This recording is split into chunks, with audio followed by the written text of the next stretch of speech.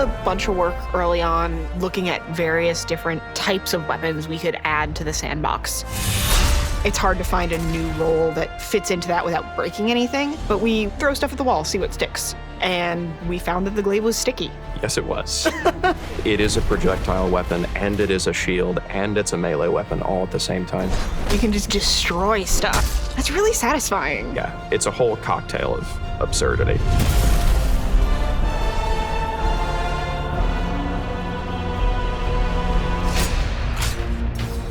Adding anything new to a sandbox, it's never not going to be difficult. It's kind of amazing to think how many development hours went into this. A designer dedicated just to the glaive for almost a year, like 6 months animator time, a ton of engineering support. And it's so different than we thought it was going to be from the outset. Yeah. The amount of iteration that went into this resulted in something I think is really special. When we first started running playtests with it, they were way too strong. And that's a good thing. That's a good problem to have. You need to know how it's going to break things in addition to how it's working. And one of the best ways to do that is to send a whole bunch of people into a big map and go, hey, try and kill each other in the most ridiculous, absurd ways you possibly can. Like, look at this. You're not really playtesting if nobody is being an insufferable little trash goblin. It's my kind of playstyle. I like getting into the face. It's a thing that I feel like doesn't get talked about enough, the importance of breaking whatever it is you're working on in order to make sure that it's functional and that we can ship it in a healthy way. It's very fun. I like meleeing that fast. We had a bunch of folks playing through using the glaive and listening to them come out of that playtest and be like, wow, I felt like a badass. We knew that we were going in the right direction at that point.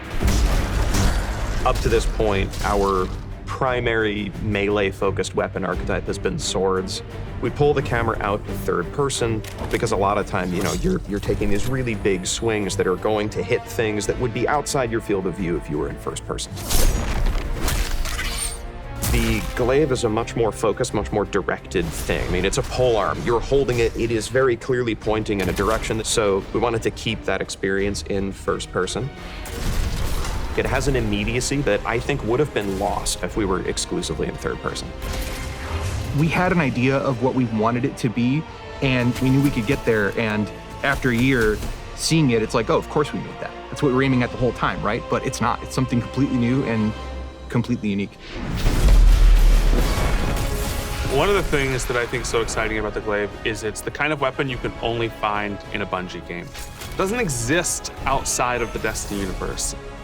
It's this thing that someone said, okay, we love the high fantasy influences and we love sci-fi. Let's mold those two things together in this thing that's like part lance, part fusion rifle, part shield. And it comes together to create this experience that you can only find in Destiny. This thing is awesome. A sword, a gun, and a shield all at once. It's just something we're really excited for. I can't wait for players to get their hands on the glaive.